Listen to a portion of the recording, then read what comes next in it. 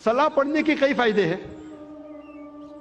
सबसे पहले सलाह ना ही आपको रूहानी दवाई देता है, जिस्मानी भी अल्हम्दुलिल्लाह फायदे पहुंचाता है।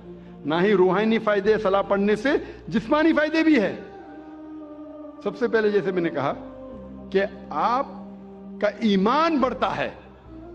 अल्लाह ताला फरमाते हैं कुरान मजीद में सूरह अनफाल में सूरह नंबर 8 आयत नंबर 2 में, वो मोमिन हैं जो जब अल्लाह का नाम सुनते हैं उनका दिल कांपने लगता है, और जब अल्लाह के निशानियां सुनते हैं उनका ईमान बढ़ता है और अल्लाह में और ईमान रखते हैं। अल्लाह ताला फरमाते हैं सूरह फातिहा में सूरह नंबर 1 आयत नंबर 5 से 7 में, इय्याका नअब्दु व इय्याका नस्तईन, हम तुझी से मांगते हैं और तेरी इबादत करते हैं। इहदिनस सिरातल मुस्तकीम, हमें सीधा रास्ता दिखा। सिरातल लज़ीना अनअमता अलैहिम गैरिल मग़दूबि अलैहिम वलद्दालिन, वो रास्ता जिन लोगों पे तूने इनाम फरमाया और वो लोग जो भटके नहीं हैं।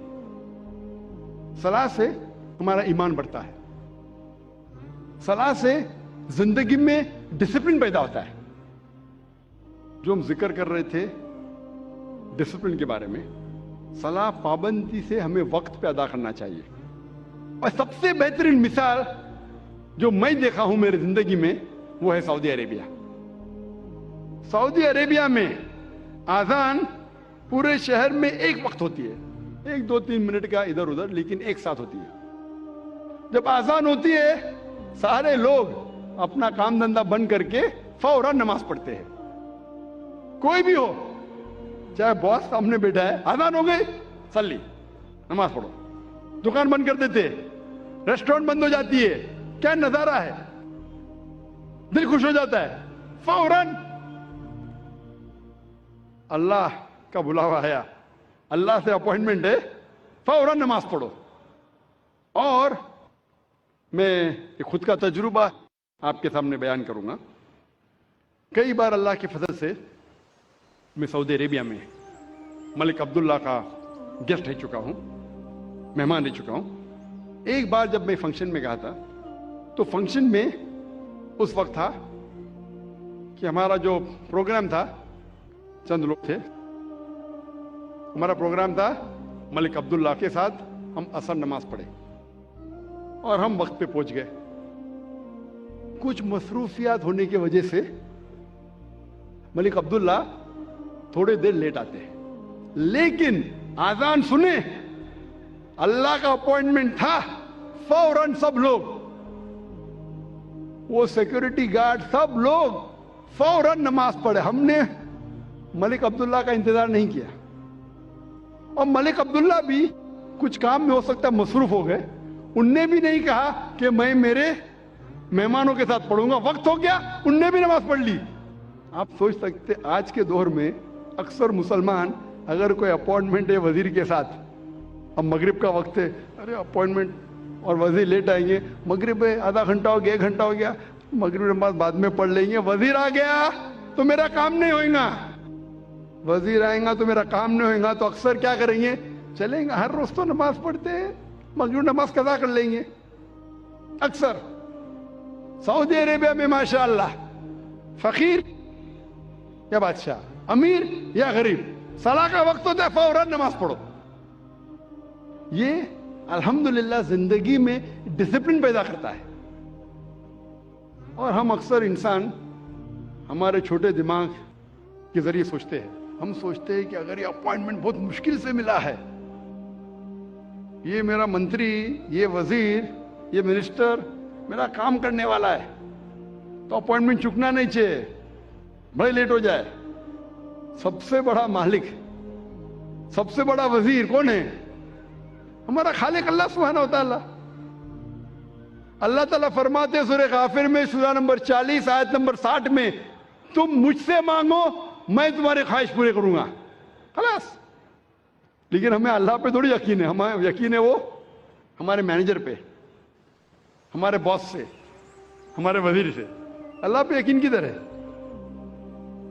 जिस दिन अल्लाह पे यकीन आएगा, अल्लाह ताला फरमाते सूरह इमरान में सूरा नंबर 3 आयत नंबर 160 में, اگر اللہ آپ کی مدد کرے گا تو کوئی بھی آپ پہ غالب نہیں ہو پائے گا. اللہ اگر آپ کی مدد کرے گا تو کوئی بھی آپ پہ غالب نہیں ہو پائے گا. لیکن اللہ اگر آپ کو چھوڑے گا تو کوئی بھی آپ کو پھر مدد نہیں کر سکے گا. اے مومنو، اللہ پہ ایمان لاؤ. صلاح سے زندگی میں ڈسپلن پیدا ہوتا ہے. صلاح ہمارے معاشرے کی حالت میں تبدیلی پیدا کرتی ہے، معاشرے کو سدھارتا ہے، بھائی چارہ بڑھاتا ہے.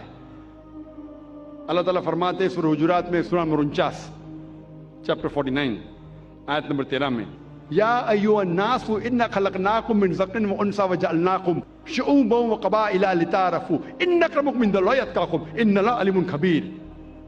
اے انسانوں، ہم نے تمہیں ایک مرد اور عورت کے جوڑے سے پیدا کیا ہے اور تمہیں تقسیم کیا ہے قبائل میں، گروہ میں، تاکہ آپ ایک دوسرے کو پہچان سکو، نہ کہ آپ ایک دوسرے سے نفرت کریں. صلاح میں 5 وقت کم از کم بھائی چارہ بڑھتا ہے. جیسے میں نے کہا تھا، ہم جب صلاح کے لیے کھڑے ہوتے ہیں جماعت میں، ہمارا کاندھا ہمارے بازو والے کاندھے سے لگنا چاہیے، ہمارے پیر بازو والے پیر سے لگنا چاہیے. چاہے امیر ہو یا غریب، راجا ہو یا فقیر، اگر نماز کے لیے ساتھ میں کھڑے تو کاندھے سے کاندھا لگنا چاہیے، پیر سے پیر لگنا چاہیے. چاہے گورا انسان ہو یا کالا، پیلا یا گھیوا، اگر نماز کے لیے کھڑا ہے تو کاندھے سے کاندھا اور پیر سے پیر لگنا چاہیے. بھائی چارہ بڑھتا ہے. اللہ تعالیٰ فرماتے ہیں قرآن مجید میں، سورہ ھمزہ میں، سورہ نمبر 104 آیت نمبر 1 میں، وَيْلٌ لِّكُلِّ ہُمَزَةٍ لُمَزَةٍ، لعنت ہے ہر قسم کے غیبت کرنے والوں پر. اللہ تعالیٰ فرماتا ہے سورہ حجرات میں، سورہ نمبر 49 آیت نمبر 11 اور 12 میں، کہ آپ میں سے آدمیوں کا ایک گروہ دوسرے پہ ہنسنا نہیں چاہیے. ہو سکتا ہے کہ وہ لوگ آپ سے بہتر ہے. آپ لوگوں میں سے ایک خواتین کا گروہ، عورتوں کا گروہ دوسرے پہ ہنسنا نہیں چاہیے. ہو سکتا ہے کہ وہ آپ سے بہتر ہے. آپ ایک دوسرے کو غلط نام سے مت بلاؤ، برے نام سے مت بلاؤ، ایک دوسرے پہ شک مت کرو. کئی بار شک گناہ ہے. ایک دوسرے کے بارے میں پیٹھ پیچھے غیبت مت کرو. کیا آپ اپنے بھائی کا مرا ہوا گوشت کھانے کے لیے تیار ہے؟ اس آیت میں اللہ تعالیٰ کہتے ہیں کہ اگر آپ غیبت کریں گے تو اپنے مرے ہوئے بھائی کا گوشت کھانے کے برابر ہے. جیسے میں نے پہلے کہا تھا مرا ہوا گوشت کھانا حرام ہے، یہاں مرے ہوئے بھائی کا گوشت کا ذکر ہے جو کینیبل ہے.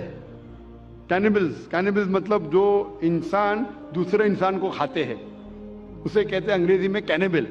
کینیبل بھی دوسرے انسان کو کھاتا ہے لیکن اپنے بھائی کو نہیں کھاتا. اللہ تعالیٰ فرماتے ہیں اگر آپ غیبت کریں گے تو اپنے مرے ہوئے بھائی کا گوشت کھانے کے برابر ہے. ڈبل گناہ. آپ بالکل اسے پسند نہیں کریں گے. صلاح میں معاشرہ سدھرتا ہے اور حقانیت بڑھتی ہے.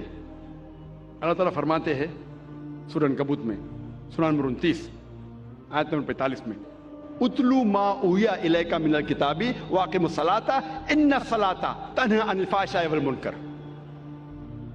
وہ آیت کی تلاوت کرو جو اللہ نے نازل کیا اس کتاب میں، اور صلاح قائم کرو. بے شک صلاح فاحشی اور برے کام سے روکتی ہے. اللہ تعالیٰ فرماتے ہیں سورہ اسراء میں، سورہ نمبر 17 آیت نمبر 81 میں، وَقُلْ جَاءَ الْحَقُّ وَزَهَقَ الْبَاطِلُ إِنَّ الْبَاطِلَ كَانَ زَهُوقًا. کہو کہ حق آ چکا ہے اور باطل ختم ہو جائے گا. باطل ختم ہونے کے لیے پیدا ہوا تھا. حق کی بات کرو، حق سے مت ڈرو. اللہ تعالیٰ فرماتے ہیں سورہ بقرہ میں، سورہ نمبر 2 آیت نمبر 42 اور 43 میں، کہ آپ حق کو جھوٹ سے مت بدلو، اور جب آپ حق کو جانتے ہیں تو حق کو مت چھپاؤ. نماز قائم کرو اور زکوٰۃ دو. اللہ تعالیٰ فرماتے ہیں سورہ بقرہ میں، سورہ نمبر 2 آیت نمبر 188 میں، کہ آپ رشوت مت دو جج کو، حاکم کو، تاکہ دوسرے کی دولت ہڑپ کر سکو.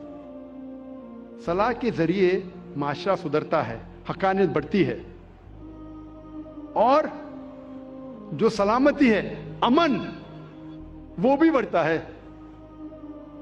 اللہ تعالیٰ فرماتے ہیں قرآن مجید میں سورہ رعد میں سورہ نمبر 13 آیت نمبر 28 میں کہ مومن وہ ہے